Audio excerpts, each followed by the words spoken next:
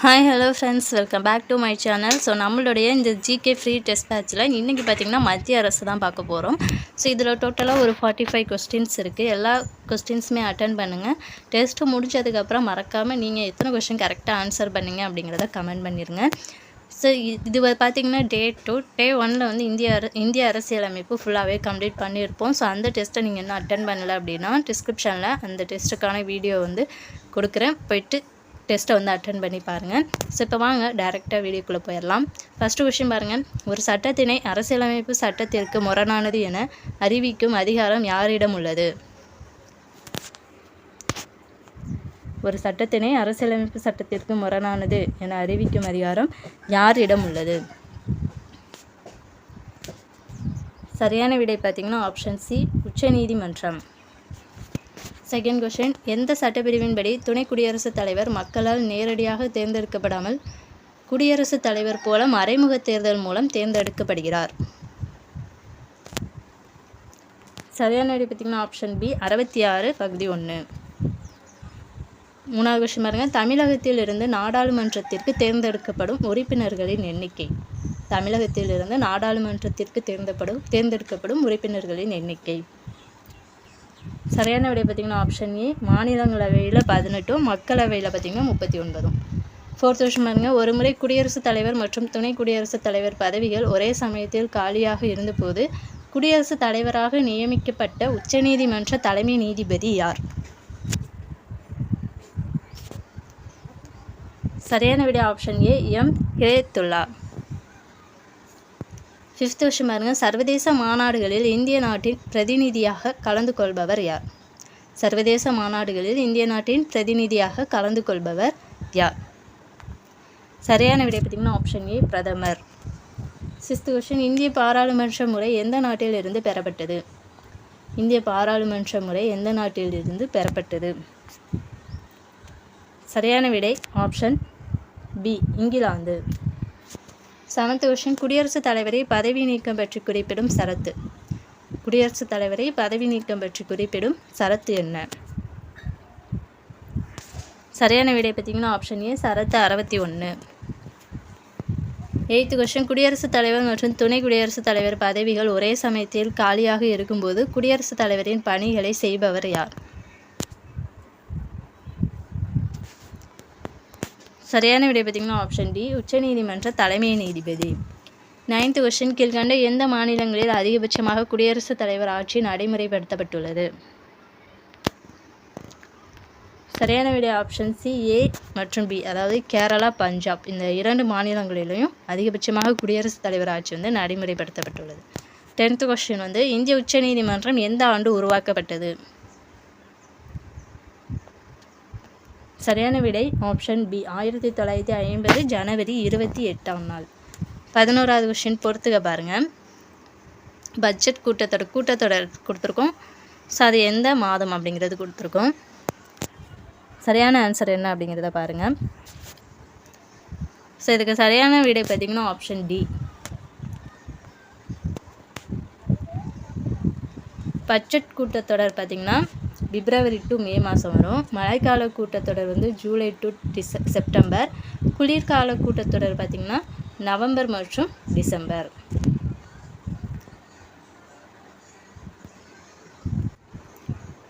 பன்னிரெண்டாவது கொஸ்டின். இவற்றுள் எந்த கூற்று துணை குடியரசுத் தலைவருக்கான தேர்தலில் போட்டியிடுவதற்கான தகுதிகள் அல்ல? ஃபஸ்ட்டு கூற்று பாருங்கள். இந்திய குடிமகனாக இருத்தல் வேண்டும். ஆப்ஷன் பி பாருங்கள். மக்களவை உறுப்பினர் ஆவதற்கான தகுதியினை பெற்றிருக்க வேண்டும். ஆப்ஷன் சி, 35 வயது பூர்த்தி அடைந்தவராக இருத்தல் வேண்டும். ஆப்ஷன் டி பாருங்கள். மத்திய அரசிலோ மாநில அரசிலோ அல்லது உள்ளாட்சி அமைப்புகளிலோ ஊதியம் பெறும் பதவியில் இருத்தல் கூடாது. ஸோ இதில் வந்து எந்த கூற்று துணை குடியரசுத் தலைவருக்கான தேர்தலில் போட்டியிடுவதற்கான தகுதிகள் அல்லன்னு தான் கேட்டிருக்காங்க. ஸோ சரியான விடை பார்த்திங்கன்னா ஆப்ஷன் பி,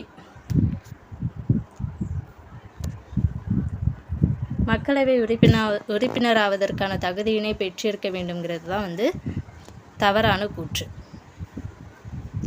13வது விஷயம் பாருங்க. மக்களவையை தலைமை ஏற்று நடத்துபவர் யார்?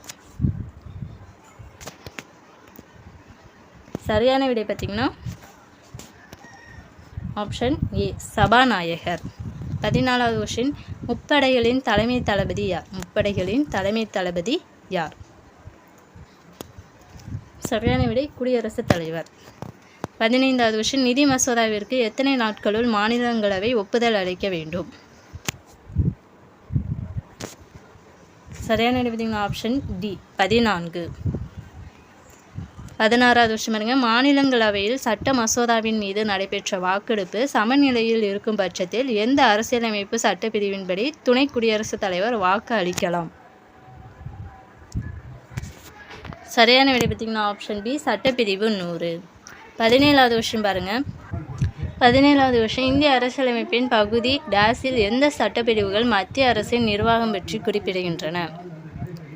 சரியான விடை பார்த்திங்கன்னா ஆப்ஷன் பி பகுதி 5இல் 52 முதல் 78 வரை. 18வது கொஸ்டின் பொறுத்துக. ஸோ இங்கிட்ட சட்டப்பிரிவு கொடுத்துருக்கோம். சட்டப்பிரிவு 52, 63, 78, 76. சரியான விடை வந்து பொருத்தணும். சரியான விடை பார்த்திங்கன்னா ஆப்ஷன் பி. சட்டப்பிரிவு 52 வந்து குடியரசுத் தலைவருக்கானது. சட்டப்பிரிவு 63 பார்த்திங்கன்னா குடியரசு துணைத் தலைவருக்கு. 78 வந்து பிரதமரின் கடமைகளை வந்து குறிப்பிடுகிறது. 76 பார்த்திங்கன்னா தலைமை வழக்கறிஞரின் நியமனம் பற்றி குறிப்பிடுகிறது.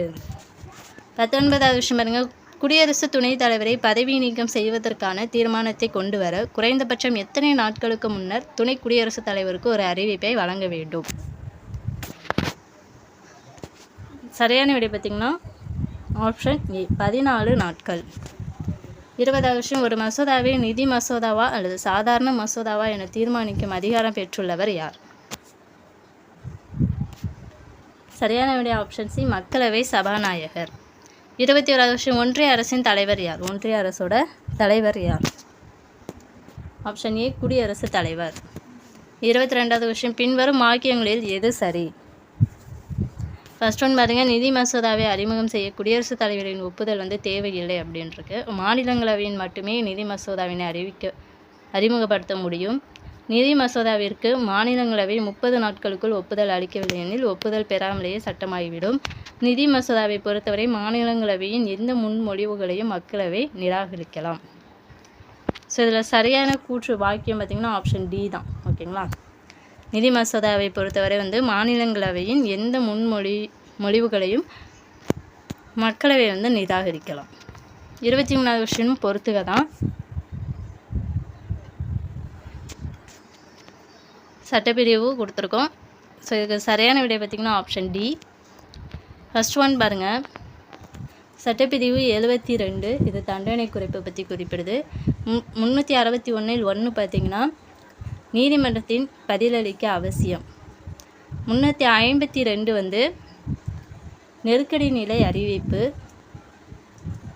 356 மாநில அரசாங்கம் கலைப்பு. சட்டப்பிரிவு 360 வந்து நிதி நெருக்கடி நிலை அறிவிப்பு. ஸோ இந்த சட்டப்பிரிவு எல்லாமே ரொம்ப முக்கியம், கொஞ்சம் நல்லா பார்த்துக்கோங்க. 24வது விஷயம், பின்வரும் எந்த பதவியானது வெஸ்ட்மின்ஸ்டர் அரசியலமைப்பு ஜனநாயக முறையிலிருந்து ஏற்றுக்கொள்ளப்பட்டது ஆகும்?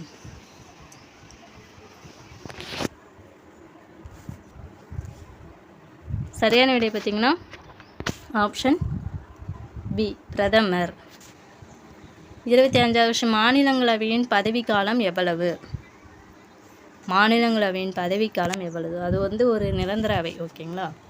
26வது கொஸ்டின், எத்தனை ஆண்டுகளுக்கு ஒரு முறை நிதிக்குழு அமைக்கப்படுகிறது மற்றும் நிதிக்குழுவை அமைப்பவர் யார்? சரியான விடை ஆப்ஷன் ஏ 5 ஆண்டுகளுக்கு ஒரு முறை வந்து நிதிக்குழு வந்து அமைக்கப்படும். அந்த நிதிக்குழுவை அமைப்பவர் வந்து குடியரசுத் தலைவர். 27வது விஷயம், இந்தியாவின் துணை குடியரசுத் தலைவர் பதவியானது எந்நாட்டின் துணை குடியரசுத் தலைவரின் பதவியை போன்றது? சரியான விடை ஆப்ஷன் சி அமெரிக்கா.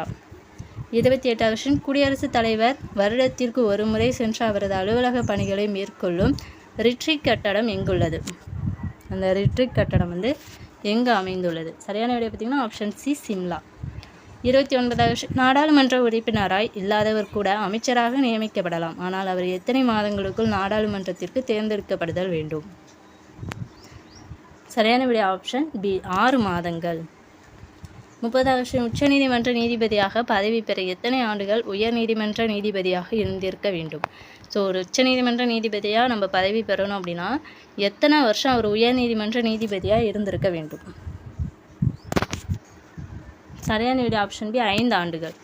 31வது கொஸ்டின், ஒருவர் குடியரசுத் தலைவருக்கான தேர்தலில் போட்டியிட வேண்டும் என்றால் அவரின் பெயரை குடியரசுத் தலைவரை தேர்ந்தெடுக்கும் வாக்காளர் குழுவில் உள்ள எத்தனை வாக்காளர்கள் முன்மொழிய வேண்டும்? சரியான விடை ஆப்ஷன் ஏ 50 வாக்காளர்கள். 32வது கொஸ்டின், குடியரசுத் தலைவர் பதவி காலியாகும் போது துணை குடியரசுத் தலைவர் அதிகபட்சமாக எவ்வளவு காலத்திற்கு அவரின் பணிகளை கவனிப்பார்? சரியான விடை ஆப்ஷன் டி 6 மாதங்கள். 32வது கொஸ்டின், ஒட்டுமொத்த மக்களவை உறுப்பினர்களில் எத்தனை சதவீதம் பேர் மட்டுமே அமைச்சரவை உறுப்பினர்களாக இருத்தல் வேண்டும் என இந்திய அரசியலமைப்பு சட்டம் வரையறுத்துள்ளது? சரியான விடை ஆப்ஷன் பி 15.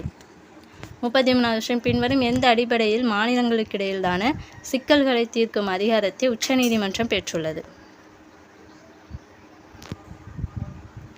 சரியான விடை பார்த்தீங்கன்னா ஆப்ஷன் சி தனக்கேயுரிய நீதி வரையறை.